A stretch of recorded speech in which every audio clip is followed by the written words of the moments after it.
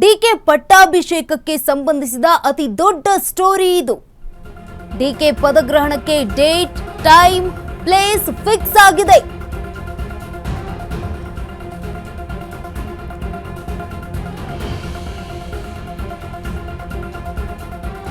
ಈ ಕುರಿತಂತೂ ಅಶ್ವವೇಗ ನ್ಯೂಸ್ ಜೊತೆಗೆ ಈಗ ಡಿಕೆ ಆಪ್ತ ಜ್ಯೋತಿಷಿ ಮಾತನಾಡಿದ್ದಾರೆ. ಡಿಕೆ ಪದಗ್ರಹಣಕ್ಕೆ ಮುಹೂರ್ತವನ್ನ ಫಿಕ್ಸ್ ಮಾಡಿದ ಖ್ಯಾತ ಜ್ಯೋತಿಷಿ. ಬೆಳಗ್ಗೆಯಿಂದಲೂ ಡಿಕೆ ಜೊತೆಗೆ ಇರುವಂತಹ ಆಪ್ತ ಜ್ಯೋತಿಷಿ ಆರಾಧ್ಯ, ಖ್ಯಾತ ಜ್ಯೋತಿಷಿ ಬಿಪಿ ಆರಾಧ್ಯ ಎಕ್ಸ್ಕ್ಲೂಸಿವ್ ಮಾತುಗಳಿವು.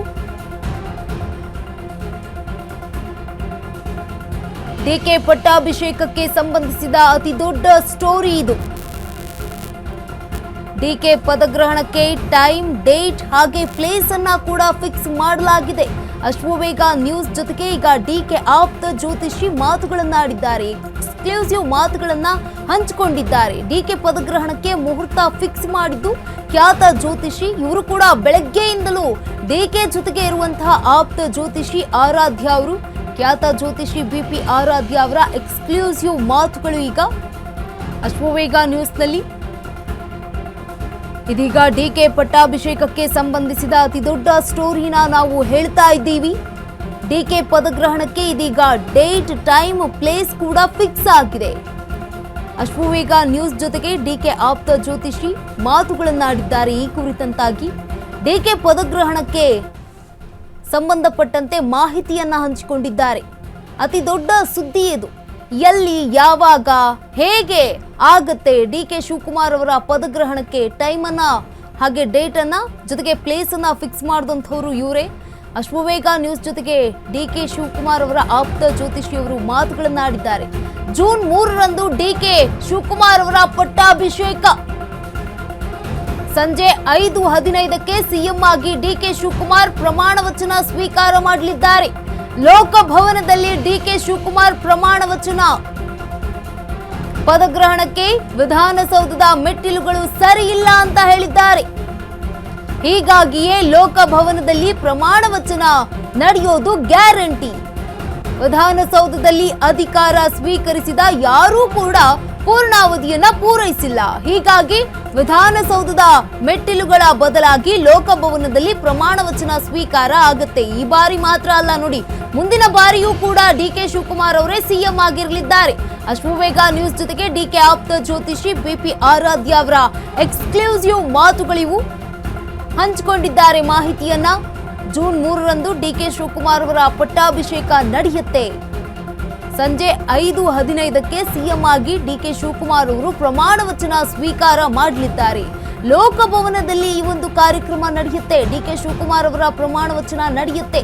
ಪದಗ್ರಹಣಕ್ಕೆ ವಿಧಾನಸೌಧದ ಮೆಟ್ಲುಗಳು ಸರಿ ಇಲ್ಲ ಅಂತ ಹೇಳಿರುವಂತದ್ದು ಜ್ಯೋತಿಷಿಗಳು. ಹೀಗಾಗಿ ಲೋಕಭವನದಲ್ಲಿ ನಾವು ಪ್ರಮಾಣ ವಚನವನ್ನ ಫಿಕ್ಸ್ ಮಾಡಿದ್ದೇವೆ. ವಿಧಾನಸೌಧದಲ್ಲಿ ಅಧಿಕಾರ ಸ್ವೀಕರಿಸಿದವರು ಯಾರೂ ಕೂಡ ಪೂರ್ಣಾವಧಿಯನ್ನ ಪೂರೈಸಿಲ್ಲ.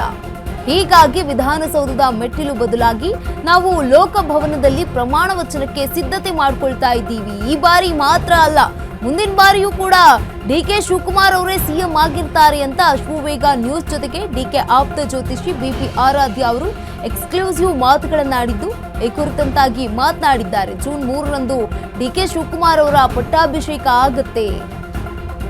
ಜೊತೆಗೆ 5:15ಕ್ಕೆ ಸಂಜೆ 5:15ಕ್ಕೆ ಈ ಒಂದು ಪದಗ್ರಹಣ ಕಾರ್ಯಕ್ರಮ ಜರುಗುತ್ತೆ. ಅದು ಲೋಕಭವನದಲ್ಲಿ. ವಿಧಾನಸೌಧದ ಮೆಟ್ಲು ಸರಿ ಇಲ್ಲ. ಆ ಹಿನ್ನೆಲೆಯಲ್ಲಿ ನಾವು ಅಲ್ಲಿ ಆ ಒಂದು ಪ್ರಮಾಣ ವಚನ ಸ್ವೀಕಾರ ಮಾಡಲ್ಲ.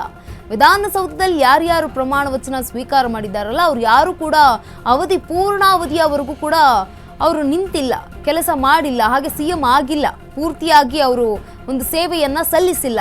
ಈ ಹಿನ್ನೆಲೆಯಲ್ಲಿ ನಾವು ಲೋಕಭವನದಲ್ಲಿ ಪ್ರಮಾಣ ವಚನ ಮಾಡೋದಕ್ಕೆ ರೆಡಿ ಆಗಿದ್ದೇವೆ.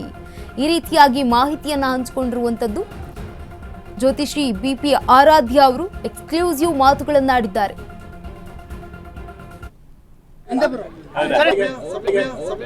ಬುಧವಾರ ಎಷ್ಟು ಗಂಟೆಗೆ? ಸಾಯಂಕಾಲ 5:15 ಫೈನಲ್ ಆಯ್ತಾ? ಈಗ ಬೇರೆ ಚೇಂಜಸ್ ಇಲ್ಲ. ಈಗ 5ನೇ ತಾರೀಕು ಹೇಳಿದ್ದೆ. 5ನೇ ತಾರೀಕು ರಾಹುಲ್ ಗಾಂಧಿ ಬರಕ್ಕಾಗಲ್ಲ ಅಂತ 3ನೇ ತಾರೀಕು ಹೋಗಿದ್ದೆ. 3ನೇ ತಾರೀಕು ಜನಗಿದೆ. ವಿಶೇಷತೆ ಏನು ಗುರುಗಳೇ?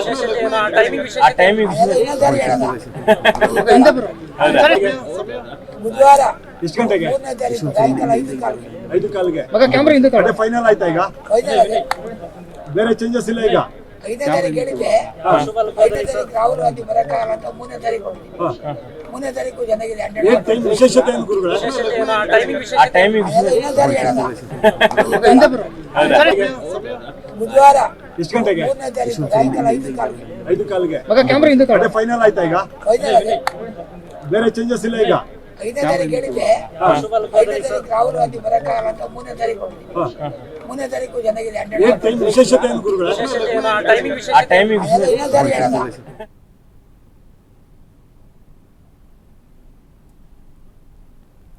ಇನ್ನು ಮಾಹಿತಿಯನ್ನ ಹಂಚಿಕೊಂಡಿದ್ರು ಡಿಕೆ ಶಿವಕುಮಾರ್ ಅವರ ಆಪ್ತ ಜ್ಯೋತಿಷಿಯಾಗಿದ್ದುವಂತವರು. ಈಗ ಜೂನ್ 3ನೇ ತಾರೀಕು ಡಿಕೆ ಶಿವಕುಮಾರ್ ಅವರ ಪಟ್ಟಾಭಿಷೇಕ ನಡೆಯುತ್ತೆ. ಸಂಜೆ 5:15ಕ್ಕೆ ಸಿಎಂ ಆಗಿ ಡಿಕೆ ಶಿವಕುಮಾರ್ ಅವರು ಪ್ರಮಾಣ ವಚನ ಸ್ವೀಕಾರ ಮಾಡ್ತಾರೆ. ಅದು ಲೋಕಭವನದಲ್ಲಿ ಡಿಕೆ ಶಿವಕುಮಾರ್ ಅವರ ಪ್ರಮಾಣ ವಚನ ಆಗತ್ತೆ.